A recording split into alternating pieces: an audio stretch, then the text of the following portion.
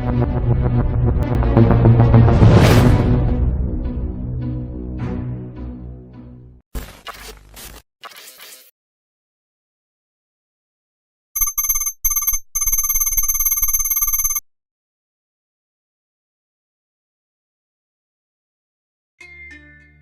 bago tayo dumako sa huling paghuhukom, ano ba ang Hades, Paraiso, Sheol, Tartarus, daigdig ng mga patay at dagat-dagatang apoy?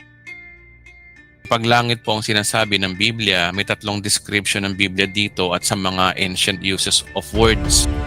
Una, pag-usapan muna natin ang heaven. Ayon sa Bible scholars, kinategorize nila ito sa first, second, and third heaven. Una, yung first heaven.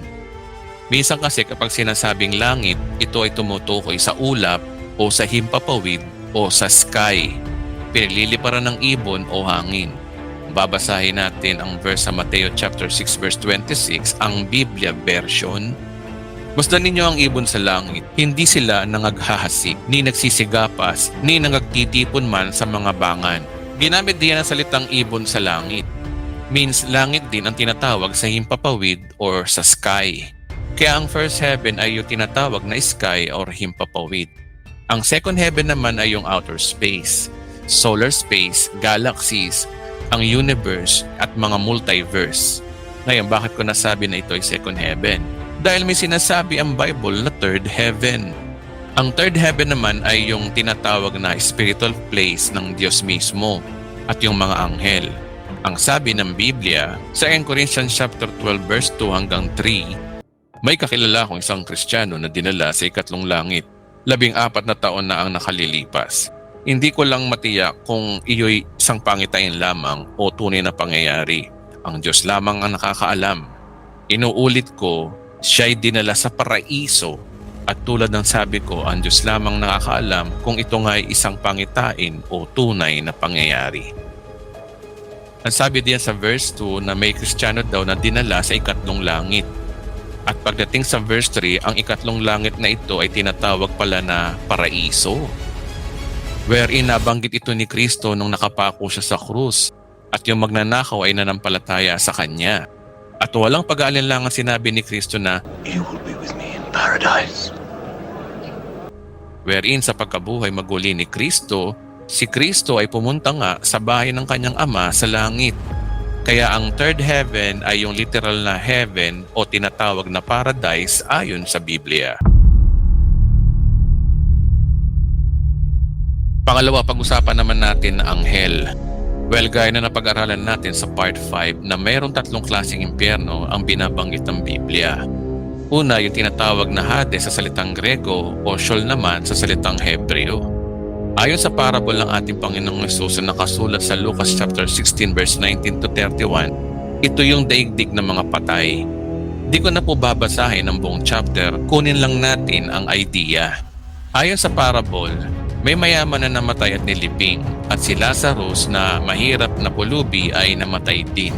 Ngayon, ito ang sinasabi ng verse 23.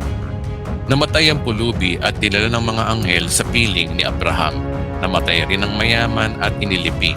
Sa gitna ng kanyang pagdurusa sa Hades, tumingala ang mayaman at kanyang natanaw sa malayo si Abraham kapiling si Lazaro. So ayon sa verse na yan, si Lazaro ay dinala sa piling ni Abraham at yung mayaman naman ay nasa Hades. Ang sabi diyan, sa gitna ng kanyang pagdurusa sa Hades, tumingala ang mayaman at kanyang natanong na malayo si Abraham kapiling si Lazaro. Ang piling ni Abraham o yung tinatawag na Abraham's bosom sa English ay katabi lang niya ang Hades o daigdig ng mga patay.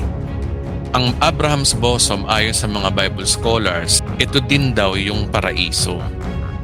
Dahil ayon sa context ng parable, ito ay place of comfort.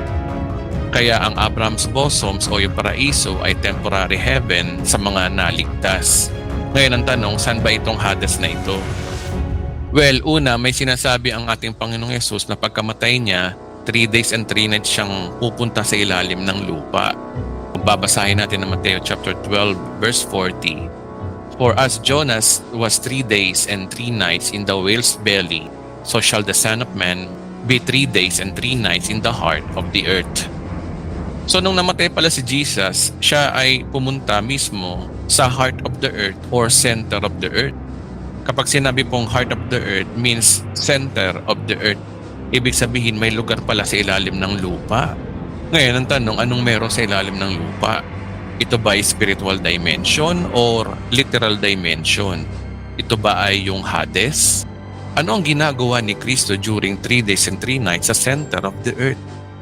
Ayon sa mga Old Testament verses, sinasabi na ang impyerno o Hades o ang Sheol sa Hebreo ay nasa ilalim talaga ng lupa.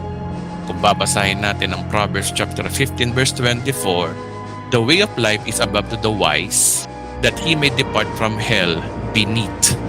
Ang sabi diyan, hell beneath. Ang salitang beneath ay synonyms ng lower level.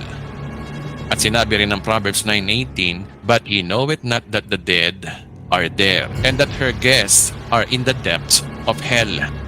Ayon sa verses na yan at marami pang mga verses sa Old Testament books na ang hell o yung Sheol ay nasa ilalim talaga ng lupa. Ngayon, kung sinasabi ng ating Panginoong Hesus na 3 days and 3 nights siyang nasa center of the earth, ibig sabihin ba nito na pumunta siya sa Hades o sa impyerno in 3 days and 3 nights? Anong ginagawa ng ating Panginoong Hesus sa Hades? Babasahin natin sa 2 Pedro chapter 3 verse 19 to 20. Sa kalagayang ito, napunta siya, si Jesus, at nangaral sa mga espiritong nakabilanggo. Sila ay mga espiritong ayaw sumunod nung sila'y matiyagang hinihintay ng Diyos nung panahon ni Noe. Samantalang ginagawa nito ang malaking barko, iilang tao, 8 lamang ang nakaligtas sa baha. Ayon sa verse na yan, ang ating Panginoong Hesus pala ay nagpunta sa mga espiritong nakabilanggo. Ang mga espiritu nakabilanggo na ito ay yung tinutukoy ni Jesus na kinaroroonan ng mayaman sa kanyang parabol. Sa daigdig ng mga patay o sa madaling salita, pumunta siya mismo sa Hades. Kaya sa mga verses na ito ay patunay na dito nakuha ng mga Bible scholars na ang Hades o ang kinilang impyerno ay nasa ilalim ng lupa talaga. Ang sabi diyan, nangaral daw ang ating Panginoong Hesus para maligtas yung mga espiritong ito.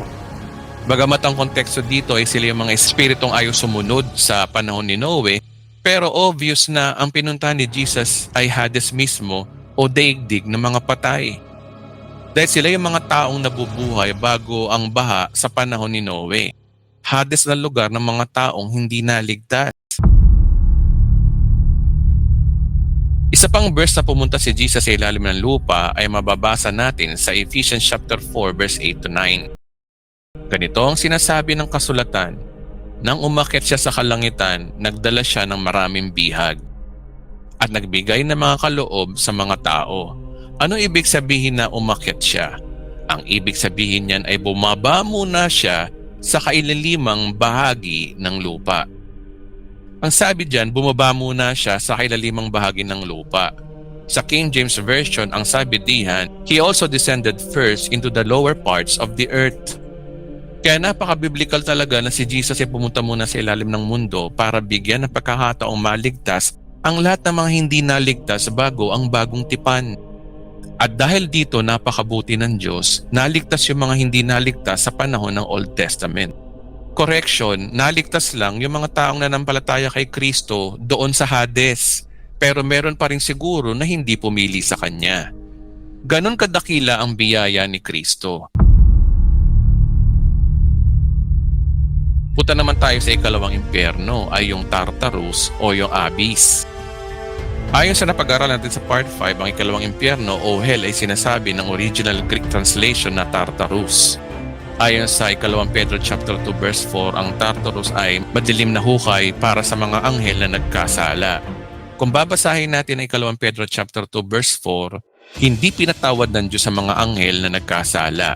Sila ay binilanggo sa madilim na hukay upang doon hintayin ang araw ng paghuhukom. Ayon sa verse, ang Tartarus ay kulungan ng mga rebeldeng anghel o ito yung mga demonyo o kampo ni Satanas. Kaya ang Tartarus ay tinatawag ding impyerno. Ngayon, ang pangatlo, ito yung tinatawag na Lake of Fire. Ito ay sa future pa mangyayari at mangyayari nga sa final judgment. Ang Lake of Fire ay huling hantungan ng mga naparusahan sa Hades o Tartarus. Meaning, ang Hades at Tartarus ay temporary hell. At ang totoong hell o ang totoong impyerno ay yung lake of fire. Kung ang hell ay may temporary hell, ganun din sa heaven. Ang temporary heaven ay yung paradise na pinaglalagakan ng mga namatay na taong naligtas. Sila'y bubuhayin sa araw ng rapture. At ang New Jerusalem at New Earth ang totoong heaven. Ito yung final destination ng maliligtas.